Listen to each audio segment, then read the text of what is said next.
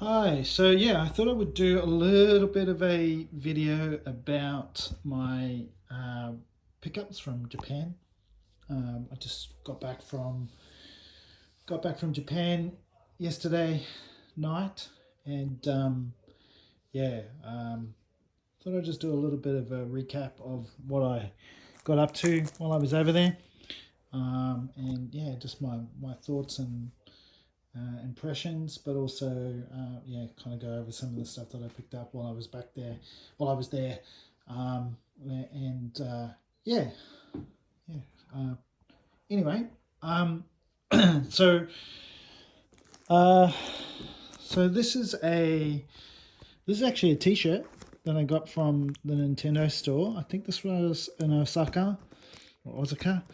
Um, Really cool packaging on this. This is it's made to look like an old Disk System version of Metroid. So yeah, just it's got that on a white T-shirt. That picture. Just yeah, reluctant to kind of open the packaging out because it's just so cool. Yeah, we'll have to see. It's very much like a proper Disk System, even with the lines and the plastic like that. Just genius. Really, really cool. I was gonna get the Zelda T-shirt that they had there. It was the original, Zelda One. Um, but when I saw this, I was like, "Nah, I'm getting this." I do love my Famicom Disk System stuff, so I've got a little bit of a collection of that going. And I actually don't have Metroid. Strangely, I have a version of it, but it's not in a nice box with the menu or anything like that. Um, it's not complete. But yeah, anyway, that's the first thing. I think that cost me about 5,500 yen, which is pretty cool. It's even got the little Discon or whatever his name is. I can't remember what his name. Famicom. I don't know. So let me just kind of order these up a little bit. Oh yeah, that came from. Obviously this game's just come out. It came out while we were in Japan. So yeah, so I just picked up a flyer for that from Nintendo store. We don't need those ones.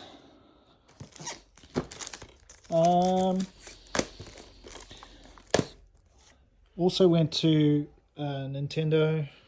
Super Nintendo World in Osaka at Universal Studios Japan, and this was just like a photo pickup thing, so it was pretty cool. Really liked going to Super Nintendo World, but I would say that very expensive. Pretty amazing to kind of walk into Super Nintendo World. I actually do a video of that. I might post up some stuff with some actual video footage of what it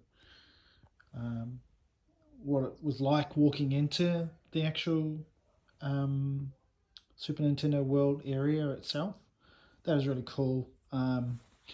Probably the highlight for me was going on the flying dinosaur ride that they had at the Jurassic Park area. And yeah, that was amazing. Probably the best roller coaster I've ever been on. Been on a few roller coasters in my time in the States and things like that, but yeah, that was probably one of the best ones that I've been on ever. Um, anyway, so one of the things that I did when I was in Japan is I caught up with my friend Ramon. So Ramon runs a group called Raw Retro. Runs a Facebook group, and he's really kind of been my, I guess you'd call a dealer, a software dealer, software hardware, and he goes around the shops, or has in the past gone around the shops in Japan, not just in Tokyo, but he has done rural hunts where he's gone out into the outer suburbs of Tokyo and even out into the countryside of Japan, and gone to different hard offs and retro game shops and things like that. and I guess I've been buying from Ramon for about 3 to 4 years now, and you know, bought a lot of software through him, and you know, it was really nice to catch up with Ramon. He offered to take me on a bit of a hunt with him, so I actually stayed out of Tokyo. I had a bit of a solo kind of trip. Went out to Saitama, which is out west of Tokyo, and you know, we did a day or two's worth of hunting around different hard-offs, surugayas, Mando Shotens, different places, and also got to Robot Arcade. We also did a bit of hunting in Akihabara, and yeah, so the rest of the pickets are really kind of about where I was able to pick up those games with Ramon, and yeah, so found a really good deal on this one. I think that's got, yeah, pretty sure that's got spine. I think we checked it. So that's a nice pickup. That's Shibuya Man, I think it is. I can't remember what the name is, but it's kind of like a Rockman style game. Yeah, pretty cool. Kind of like large figures and things like that in it. I think you transform into a bigger version of yourself or whatever. Pretty cool. Also tried to find some Initial D. This game has strangely become a little bit harder to pick up. We did find the PlayStation 2 and PlayStation 3, but I didn't pick them up, which is really stupid of me. Kind of figured we'd find them in a better place. I think we found them at a hard-off. I probably should have just picked them up, but anyway, I've got this this Initial D. It comes with spine. There's a few little dots and things on the cover here, so it's a bit of a shame, but nice to have it. You know, beginnings of my Initial D stuff. I really like this game, and yeah, hopefully I'll collect a few more. One of the other nice things about knowing Ramon, and Ramon going to the shops on a pretty regular basis that he goes to, is he gets access to games before they go out on the shelves. And so this is an example of one of those. This is a copy of Ikari 3 for Famicom. So one thing to note about the pricing, obviously this is, you know, you can see that this is a sticker that's sort of been put on it afterwards, after the fact. I think that's what they originally wanted when we got them down to that price. And obviously the other nice thing about being a foreigner going through there is that some of the shops offer tax-free. So you can pick up games for cheaper than that. So, you know, 10% off this price is what I got this game for. I have the first Ikari, I don't have the second one. I also have Ikari on the MSX. I really like the MSX version of this game, actually. So yeah, that's a really good one. That's probably the best Ikari game on the Famicom. They're not particularly great games, but you know, I grew up going to the arcades and certainly played Ikari in the arcades. Yeah, and you know, you can sort of see from some of the graphics in this, you know, this is probably the best best Famicom version of these games. I did recently, just before we went to Japan, I watched a video by the guy who does Fami Daily, who did the Fami Daily series, Random Stranger, and I've been into my Adventure to Go for a while, but I'm still missing a few games from the series, and in particular, I'm after the PlayStation 1, PlayStation 2 games, obviously, because of the controller that you can get. I've got one of those, and work best with the PlayStation 1, PlayStation 2. not for PlayStation 3 or anything else. So it's best to collect these, I feel. This one is, according to him, probably the best version to own. And I didn't have this in my collection, so, you know, I've probably got about 5 or 6 Densha to Goes, and I didn't have this one, so I'm kind of glad I have it now.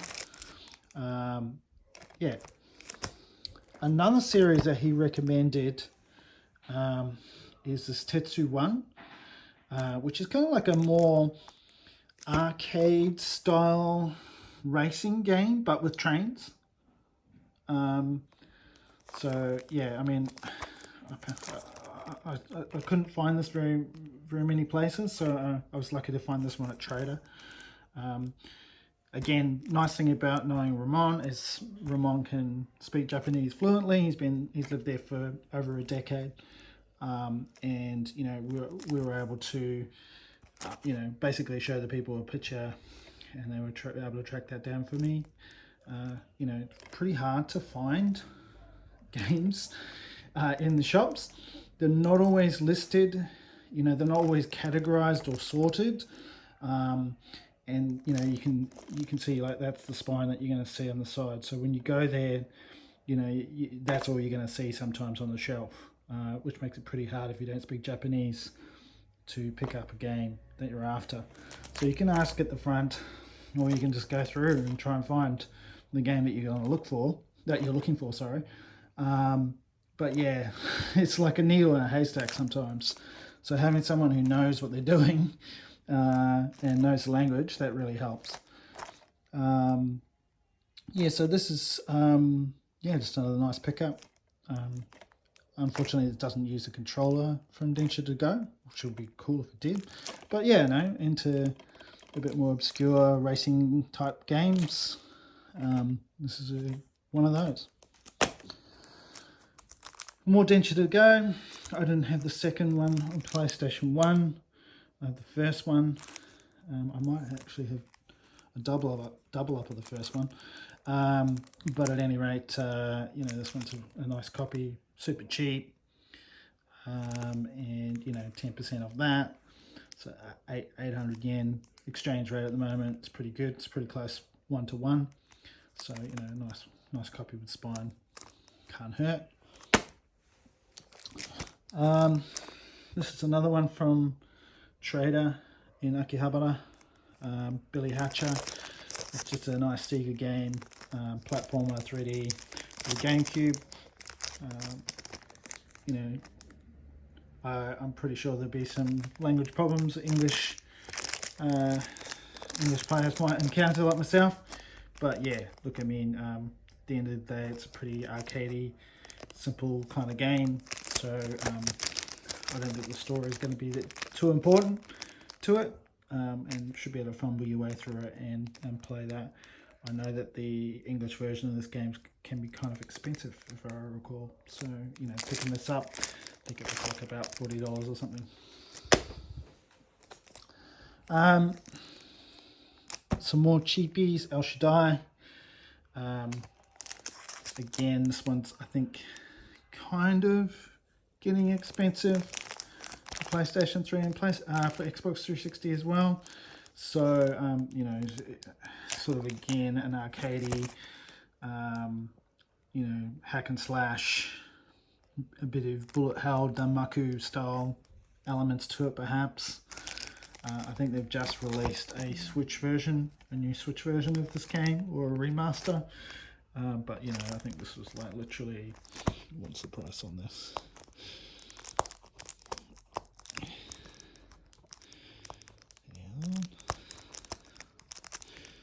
Yeah, 660. So again, 10% off that. With the tax free, if you spend over 5,500 yen, you can get 5,000 or 5,500 yen. You're going to qualify for tax free in shops that let you do it. And so yeah, you know, you can add a few things together and get a tax free 10% off. It's a pretty good deal. I didn't have a copy of Ico for PS2. Again, I don't think the language barrier will be too bad for this game. And it does run in 240p on PS2, which is quite cool. So just another nice game to have in the collection. And so also picked up a couple of games that I've been eyeing up already that Ramon had seen in the shops, but I wasn't sure about in terms of the condition. We went to Mandarake in Akihabara, and there was another one at Surugaya had this as well. And yeah, look, I mean, obviously this is kind of an expensive game. This is Hinotori for the MSX, which is a Konami vertical scrolling shooter, where you control a figure, the character that kind of walking up the screen, and you got to sort of move your way around through the stage, going through different doors and things like that. And repeating sections if you don't pick up keys and stuff like that. But yeah, you know, it's a pretty awesome MSX game. Quite expensive. It has gone up in value. This was the only there were only 2 copies of this game that I found on the trip, and I'll speak a little bit more about the state of, I guess, my impression of the state of retro in Japan, because it didn't really it wasn't what I expected. Anyway, I'll talk about that soon.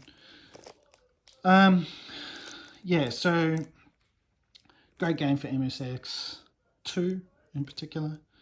Nice smooth scrolling, none of the usual MSX bad scrolling. Great music, good game. Another one that I picked up, and unfortunately it might have had some marks made to it, which is a shame. In transport, maybe. Yeah, possibly. Don't know. But I got this from Beat. Yeah, again, you can see the price on that minus tax. But this is a reprint that Beat did. It's a reprint of the Golvalius game for MSX, which is a great kind of game that also came out on the Master System. This version is quite a bit different to that, and also in some ways quite a bit harder. It comes on 3 floppy disks. I do have an English translated version of this, so I have collected a few MSX games that I know the language barriers, you know, makes them pretty useless, but there are translations around for them. So it's just nice to have the box and then have a translated version of them, just on, you know, copied onto floppy. Yeah. I haven't even opened this one up yet, so it sounds like there's a few bits and pieces in there. So hopefully it's complete. I think that says that it is. So yeah, I'll open that up soon. So what else happened? I went to a lot of different arcades while I was there. One of the arcades I got to was Mikado. And there's sort of a couple of Mikados around in Tokyo, and one of them was actually not that far from where I was staying in Ikebukuro. The other one, I can't remember where it was, but I felt that was probably a lot better. But while I was there, I did pick up this that was just kind of lying there. This is from, I think this is from the Neo Geo game, Dunk something, I can't remember. But it's just a really nice print out, and you got all the pixel art and scan lines and things like that going on. You know, it's quite a nice little thing just to have. Printed in high quality paper. And yeah, so I mean, I guess that's kind of the main pickups. While I was there, I was able to also go through. I went to Ramon's house and was able to go through my pile of stuff that I have sitting with Ramon. Ramon is, you know, if you're a regular customer with him and you buy, you know, regularly from him, he's kind enough to hold on to your stuff,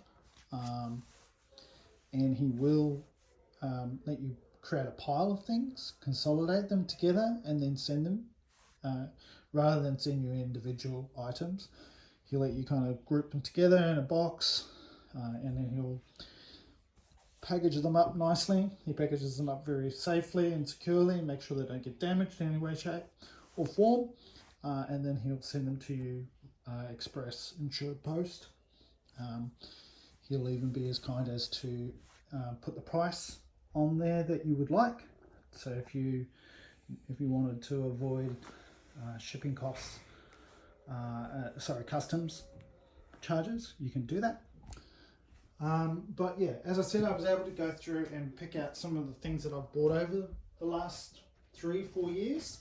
Stuff that's just been sitting in the pile that I've been wanting to collect, but just, you know, when I've sent boxes back or had boxes sent back to me from Japan, they just haven't ended up being in the box, or, you know, maybe they've just been, you know, sitting at the back of my pile, and so they don't get put into boxes by Ramon.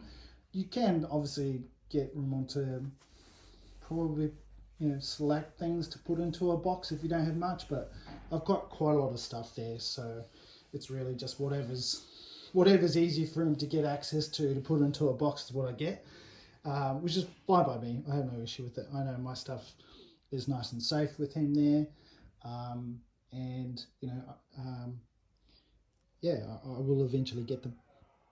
But while I was there, I thought I would pick up a few bits and pieces that are, you know, more expensive, you know, a bit rarer, harder to come by. So yeah, that's what I'm going to show next. So yeah, one of the heavy hitters, I think, is Eliminate Down. I probably got this maybe 2-3 years ago. 3 years ago, yeah, something like that. And you know, this is Eliminate Down for the Mega Drive.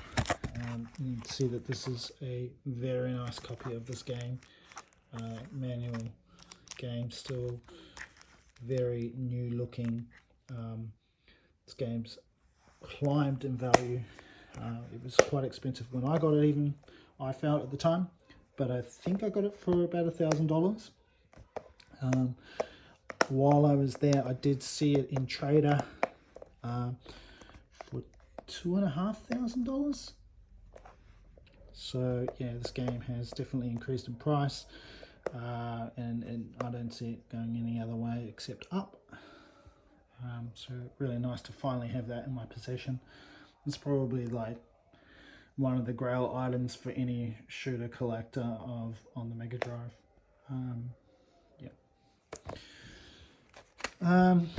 Tatsujin. Now I got this at a steal. I think this is. I don't think it was much more than $200, maybe 20,000 yen.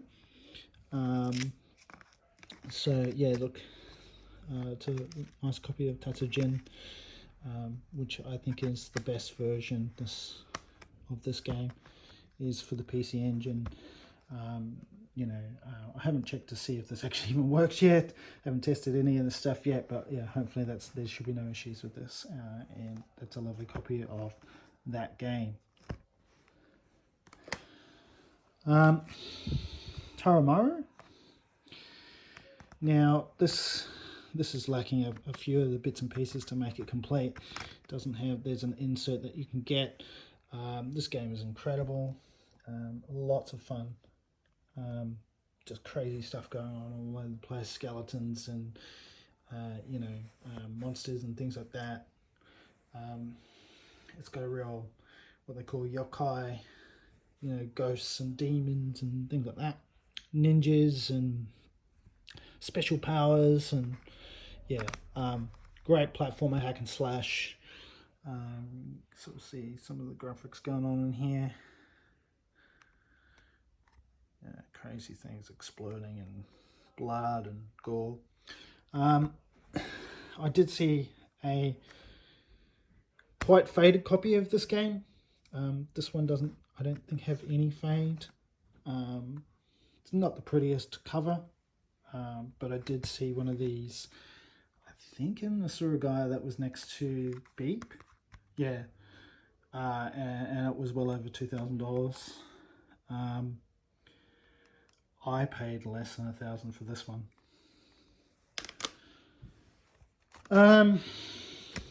Metal Slug for Neo Geo CD. Look, I didn't pay much more than $200 for this. This game has climbed in price. It has doubled in price. It's maybe more. I think I've seen copies go for as much as, $600, $700, $800. For something maybe with spine. I know this version doesn't have spine. We have some small marks, but otherwise it's a lovely copy. I'm not a huge fan of, I don't really need to have spine OB cards for my CD games. Of course it's nice. This one doesn't have it, for instance. It's nice to have, but it can add a stupid amount of cost to a game. I think sometimes it's just not worth it. If you can find a game without spine for a good deal, then you should just get it. So that's a little bit about the retro scene. I'll talk a bit more about that, but yeah, that's probably just one of my pieces of advice for you. If you are buying anything from Japan, I think you have to lower your standards a little bit sometimes and accept that you're not going to get a better deal than this. It doesn't necessarily have the spine card. It doesn't have the reg. It doesn't have the the registration card. It doesn't have necessarily all the inserts, but it's a good price, and you should probably get it. So yeah. Anyway, we'll talk a little bit more about that once we're finished here. Here's another PC Engine shooter game that I, have wanted for many years. I got this fairly early on in my buying through Ramon, and it's just been sitting in my pile, and yeah, probably one of the best shooters on that platform. So finally nice to have that. Yeah. Sophia is another PC Engine one. I stupidly passed up on a copy of this early on. I think we saw it for about $400. I think this one cost me at least $700 in the end. So that's a real shame that I passed up on that. This one's incomplete. It's got some marking on here that can be easily fixed to some tape can be taken off. It's not the greatest game in the world, but if you're trying to go for a complete PC Engine shooter set, you really need to have this game, I think. So I did snap it up eventually. I wish I had got it earlier on, and just kind of thought to myself, rather than worrying about the fact that it was like $400 or $500, it's better than spending $1,000, or which is probably what this is now. So even at the price that I paid back then for this game, it's only gone up in value even more. And yeah, I mean, on my trip, I don't think I saw a copy of this game at all, which again I'll talk about shortly. Tri-Rush Depi for the Saturn. I'm not sure why I kind of picked this up. When I was going through my pile, I had a maybe pile and a definitely must take home pile. This has got into the definitely take home pile, I think, because Ramon just said, look, I haven't seen this game for a while. And yeah, so I thought, well, you know, again, it's just going to be one of these games that goes up in value and doesn't stop. Yeah, so I picked that up, collected that as well while we're at it. Harmful Park. You know, this is one of the more expensive. Oh, does this Tri-Rush have spine? No, no spine on Tri-Rush. That's okay. This one does come with spine. Don't think there's any fade. I got this for a pretty good deal. I think it was less than $500. I think it was like about $400 or something, maybe. I can't remember. But look, this game here is, you know, it's not unusual to see this game going for at least $800 and above. For this to have spine as well, you know, it just keeps going up. I think I saw in a video just recently a copy with spine for about $1,700. So yeah, I think again, this is a game that if you see, if it doesn't have the spine, I'd say still get it. Yeah, because it's not getting any cheaper. And finally, the Mighty Sapphire. This copy, I'm pretty sure, does not have the spine. Because it does. Okay, it does have the spine. Okay, that's nice. Good. One thing to check on this game is that it has a serial number around the edge of the inside of this, which this one does. Has a serial number, you know, because there are fakes around for this game, and yeah, you can get duped into buying games that you think are real but that are not. Don't know what to really say about Sapphire. It's a beautiful game. It's a great game. It's just one of those games you got to have if you are collecting PC Engine shooters. It's extremely expensive. I got a pretty damn good deal on this. I think it was under $700. I'd have to check, but yeah, this game again, extremely rare. I think I saw one copy of this in all the places that we went to. Yeah, so again, if you see it, you should probably get it.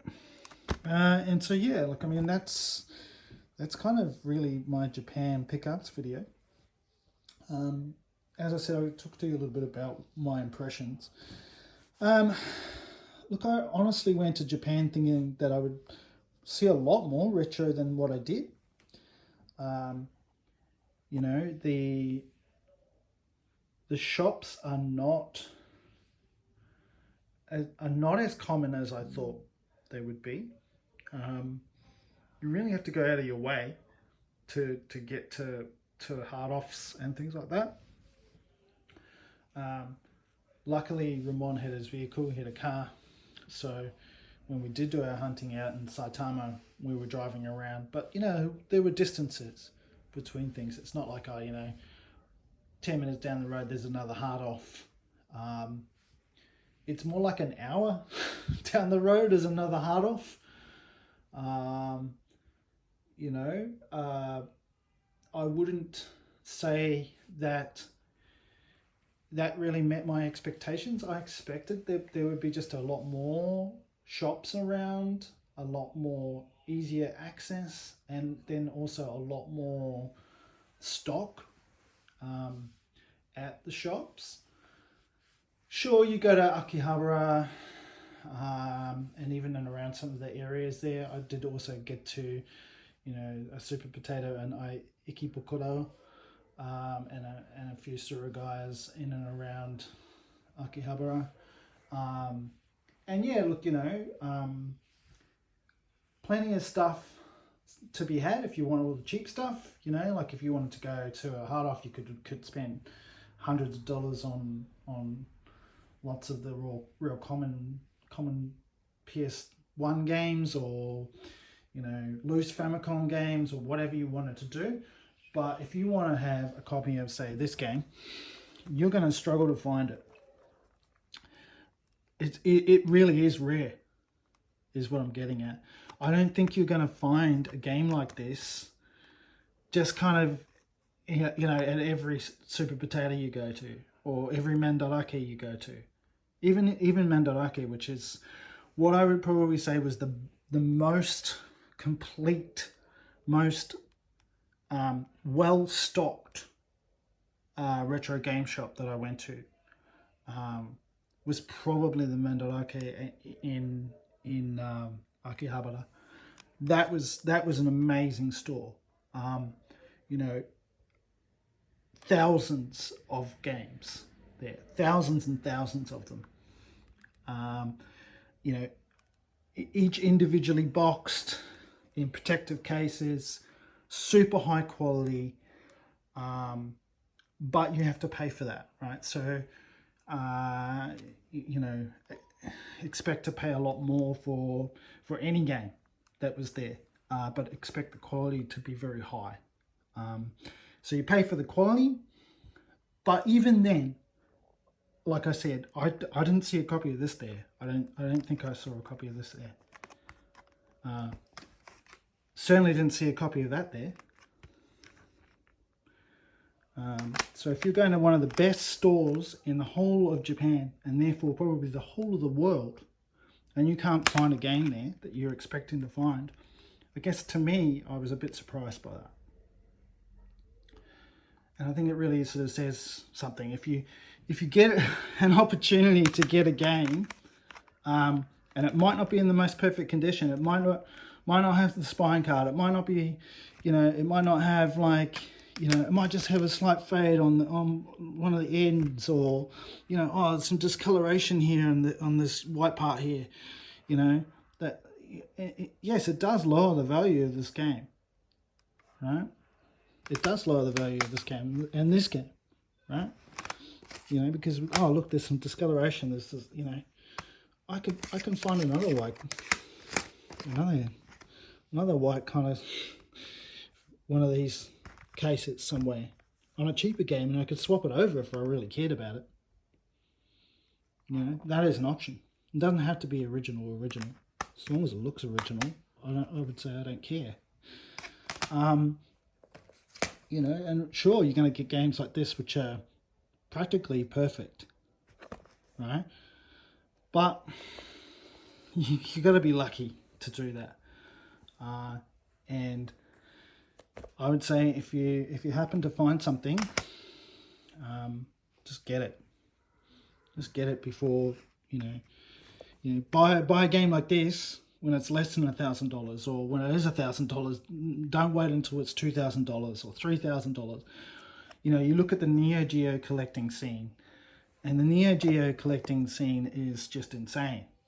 Games costing, easily four figures, into the thousands of dollars.